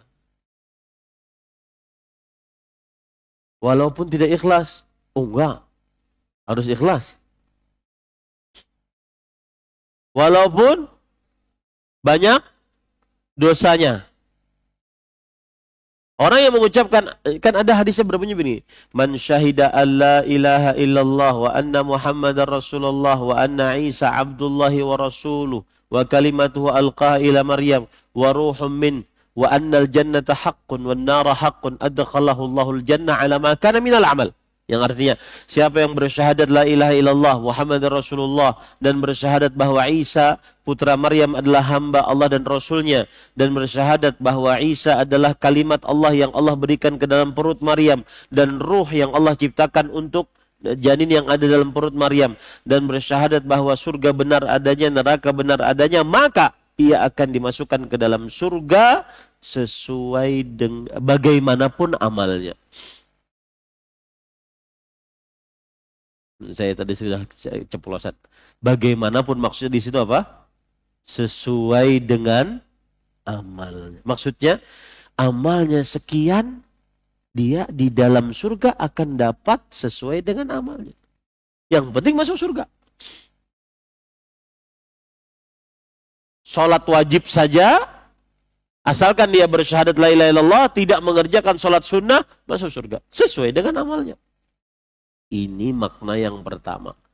Bagaimanapun amalnya. Bagaimanapun maksudnya di sini adalah sesuai dengan amalannya. Tingkatannya sesuai dengan amalannya. Yang ekstrim lagi, nih yang luar biasa. Siapa yang bersyahadat asyhadu an la ilaha illallah Muhammadar Rasulullah, maka dia akan masuk ke dalam surga bagaimanapun amalnya. Maksudnya seberapapun dosanya. Ya. Atau sedikit pun amalnya. Walau amalnya cuma seberat biji dzarrah, biji sawi yang ada dalam hatinya. Tetap masuk surga. Jadi saya ulangi, ada 3 maknanya. Yang pertama, bagaimanapun amalnya, maksudnya sesuai dengan amalannya dia akan masuk ke dalam surga. Tingkatannya sesuai dengan amalannya. Yang kedua, bagaimanapun amalnya maksudnya adalah apa tadi? Sebesar apapun dosanya. pasti masuk surga. Meskipun dia banyak dosanya, selama dia masih bersyahadat asyhadu an la ilaha illallah asyhadu anna muhammadar rasulullah. Yang ketiga, ya, walaupun sedikit sekali amalnya, pasti masuk surga. Karena dia sudah mempunyai kunci surga. Apa itu? Asyhadu an la ilaha illallah asyhadu anna muhammadar rasulullah. Masya Allah, rekor kita nih. Jam 8:20. Taib, alhamdulillah selesai bab tentang rukun Islam yang pertama. Mudah-mudahan jadi amal saleh. Ya, dan jadikan kita lebih berislam di atas ilmu. Sesudah memahami asyhadu an la ilaha illallah, asyhadu anna muhammadan rasulullah. Nah, ada yang ingin bertanya? Silakan. Fadhal. Waalaikumsalam.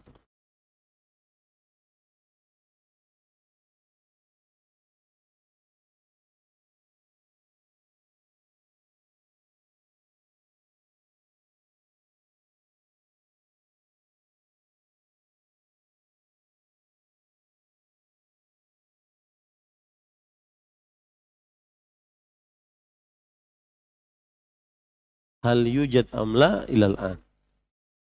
Beliau bertanya tentang apakah bekas Rasul sallallahu alaihi wasallam, apa bahasanya bekas itu? Terepak ya, Pak? Artefak ya. Artefak Rasulullah sallallahu alaihi wasallam masih sampai sekarang masih ada atau tidak? Maka jawabannya bisa diyakini hal tersebut adalah tidak benar dari Rasulullah sallallahu alaihi wasallam.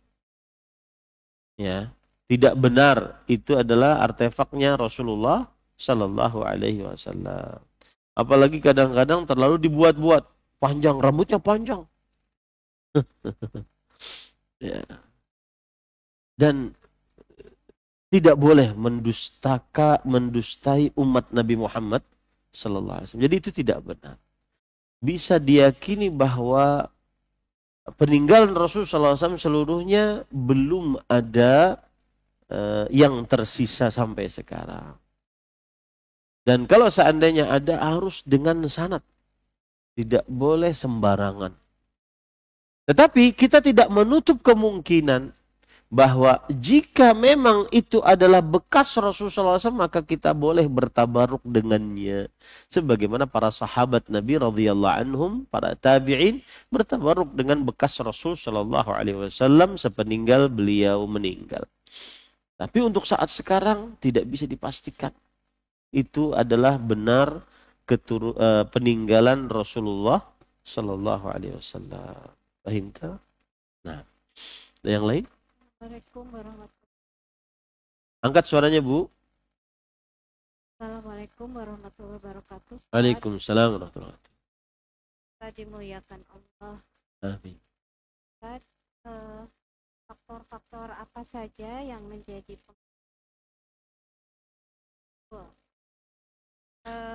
misalnya di dalam poin meninggalkan segala kebatilan yang dilarang di masyarakat kita itu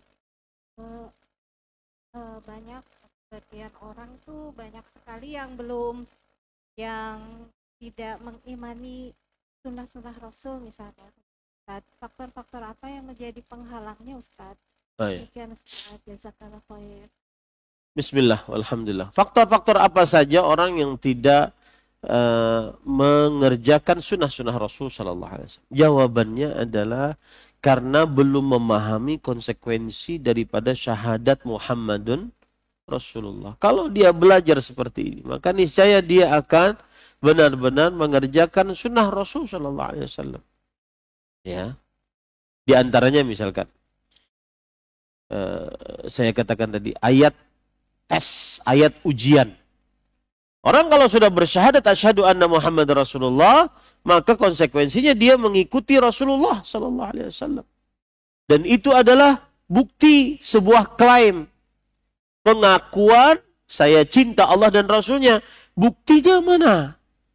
Nah, salah satu buktinya adalah mengikuti Rasulullah sallallahu alaihi wasallam. Dan hanya Rasulullah sallallahu alaihi wasallam yang paling berhak untuk diikuti. Dijadikan suri tauladan. laqad kana lakum fi Rasulillahi uswatun hasanah. Sungguh telah nampak bagi kalian dalam diri Rasulullah SAW suri tauladan yang baik. Jadi solusinya Ibu, kiatnya agar orang benar-benar maksimal mengerjakan konsekuensi syahadat Muhammad Rasulullah adalah dia harus belajar konsekuensi syahadat Muhammad Rasulullah. Saya beri contoh misalkan ya. Mungkin Bapak Ibu lihat Instagram saya sekarang banyak program tanya jawab. Karena itu memang program kita dari media yang saya bina, yaitu mengeluarkan tanya jawab dengan jawaban yang tidak terlalu panjang-panjang. Ada suatu saat pertanyaan saya jawab tanpa harus menyebutkan dalil. Ini tidak mengapa. Ya. Menjawab pertanyaan tanpa harus menyebutkan dalil tidak mengapa itu. Itu boleh saja oleh orang yang memberi fatwa. Kita sekarang bukan dalam pembahasan ilmiah. Pembahasan ilmiahnya nanti. Kalau seandainya ingin nulis maka harus lengkap dalilnya. Tapi kalau menjawab fatwa tidak mengapa. Misalkan Bapak nanya, Ustaz boleh enggak? Saya jawab, boleh. Begitu saja saya jawab, maka boleh saya melakukan itu. Tanpa harus menyebutkan apa? Dalil. Itu boleh dalam fatwa. Nah, ada yang komen. Jawabannya nggak pakai dalil. Setelah saya sebutkan pakai dalil, maka dia tolak dalilnya. Paham nggak maksudnya? Ya, dia tolak dalilnya. Nah, ini menunjukkan bahwasanya harus belajar konsekuensi dari dua kalimat syahadat. Maka ringkasan konsekuensi dua kalimat syahadat, syahadat la ilaha illallah, konsekuensinya adalah beribadah hanya kepada Allah. Syahadat Muhammad Rasulullah, konsekuensinya adalah 4. Yang pertama, tasdiquhu fima akhbar, mempercayai apa yang diberitakan. Ta'atuhu fima amar, mentaati apa yang diperintahkan. Kemudian ijtinabu ma naha anhu wa jazar, menjauhi apa yang dilarang. Kemudian yang keempat, alla yu'badallah illa bima syara'. Tidak beribadah kepada Allah kecuali dengan yang disyariatkan oleh Allah Subhanahu wa taala dan Rasulullah sallallahu alaihi wasallam. Nah, itu konsekuensi orang bersyahadat Muhammad dan Rasulullah. Nah, kalau dia belajar, dia akan hilang itu ya. Sekat-sekat kenapa dia tidak mengerjakan sunnah Rasul Sallallahu Alaihi Wasallam. Apalagi nanti ditanding hadis Rasul ditanding dengan perkataan manusia. Dan ini saya pesan Pak, ini banyak Gen Z ini yang kelahiran tahun 2000-an. Semakin orang mudah mencari ilmu, semakin dia meremehkan ilmu tersebut. Dan itu yang terjadi pada anak-anak kelahiran 2000-an. Karena apa-apa dia dengan media sosial, dengan internet. Nyari, Ustadz nih, materinya dari sini nih, saya tahu. Beda, padahal beda orang yang duduk bersimpuh lama di hadapan para masyayikh, belajar, capek. Ya. Ngejar majelis sana ke majelis sini, kejar lari-larian. Nah, itu. Maka para ikhwan yang dirahmati oleh Allah Subhanahu wa taala, kenapa saya berbicara kepada generasi? Karena sebagian orang tidak menghormati ilmu dan orang yang berilmu. Apalagi ketika disebutkan dalil, yang asalnya dia minta dalil, kemudian disebutkan dalil, dia tolak dalil tersebut. Dengan asumsi tidak sesuai dengan ayat Al-Quran, dengan rasio dia, logika dia, atau kebiasaan yang dia miliki. Nah, itu terjadi pada anak generasi 2000-an, Gen Z. Itu terjadi. Hah? Apalagi zaman sekarang ChatGPT, ya, apa-apa dia nanya ke situ, apa-apa nanya itu, sehingga mudah bagi dia menuntut ilmu agama. Wah, Ustadz ini ngambilnya dari sini nih. Ternyata semakin mudah, dan itu penelitian nih pada ikhwah. Semakin mudah orang mendapatkan ilmu, semakin ilmu itu diremehkan. Makanya tidak heran perkataan Syekh Abdul Razak, beliau mengatakan, di zaman sekarang saya tidak pernah melihat zaman yang para ulamanya diremehkan, dihinakan, direndahkan, kecuali zaman sekarang. Karena tadi kemudahan mendapatkan ilmu, tidak ada usaha, tidak ada effort yang besar. Kalau dulu orang ingin dapat satu hadis, dia harus jalan dari kota Madinah ke negeri Yaman. Satu hadis. Maka ilmu itu benar-benar terasa benar gitu. Maka nasihat saya kepada pertanyaan tadi, belajarlah tentang konsekuensi dari 2 kalimat syahadat. Wallahu a'lam. Ada lagi? Tinggal 1 menit, 2 menit. Silakan.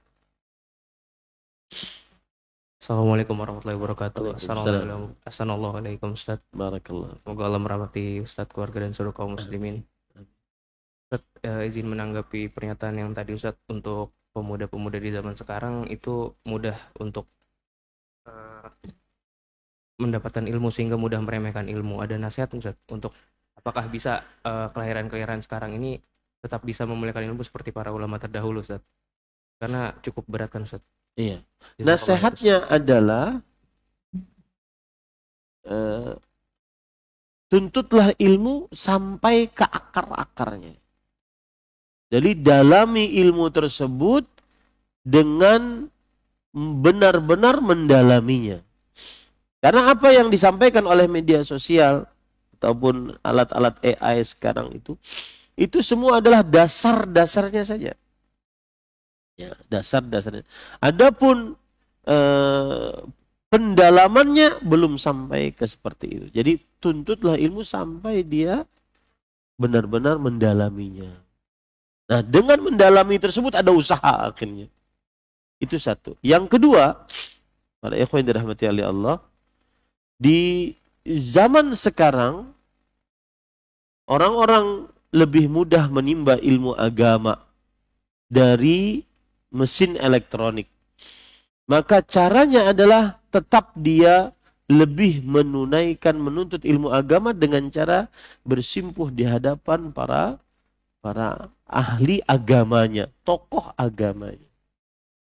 Di situ akan tetap ada usaha untuk menimba ilmu agama.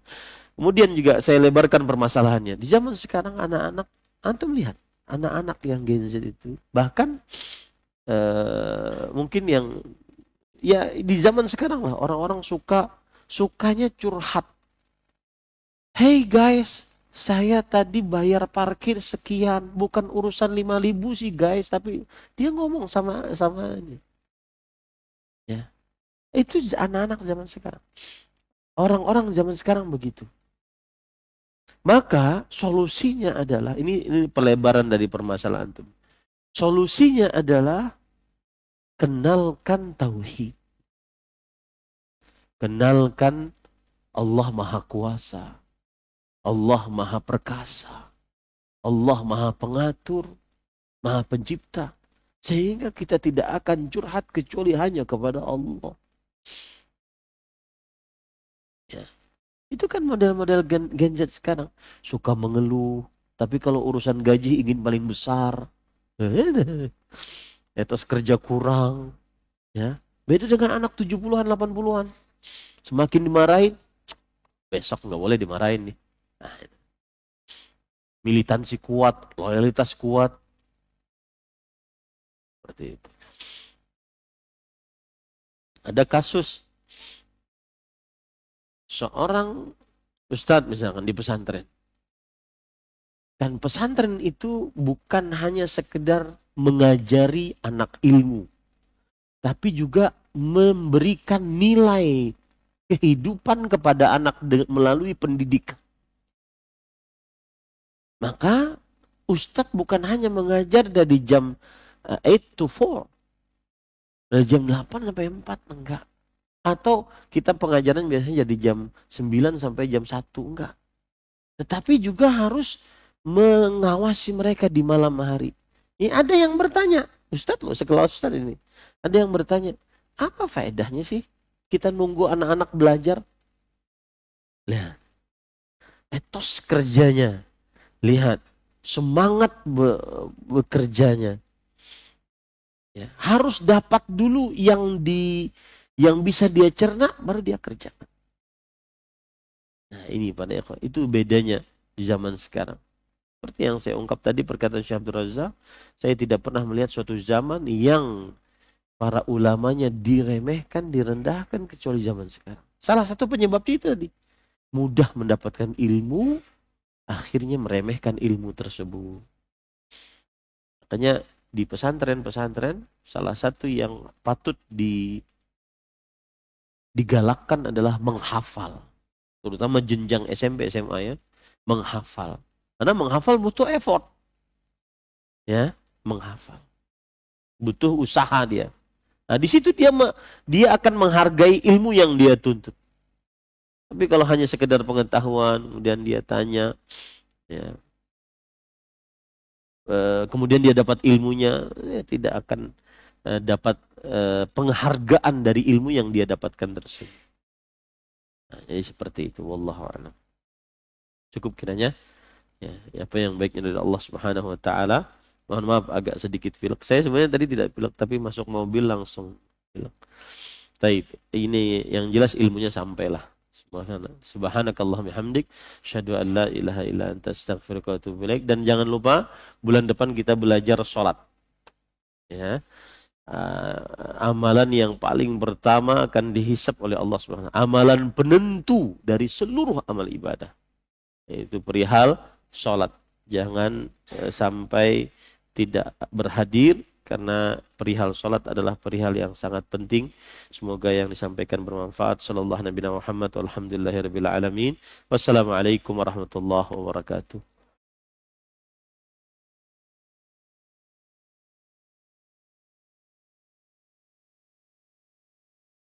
Subscribe channel Marhaban TV. Ikuti akun sosial media Marhaban TV, siaran Telegram, grup WhatsApp. Yuk berdakwah bersama kami, dukung operasional dakwah dan sosial kami, raih pahala jariah yang terus mengalir sampai hari kiamat. Jazakumullahu khairan.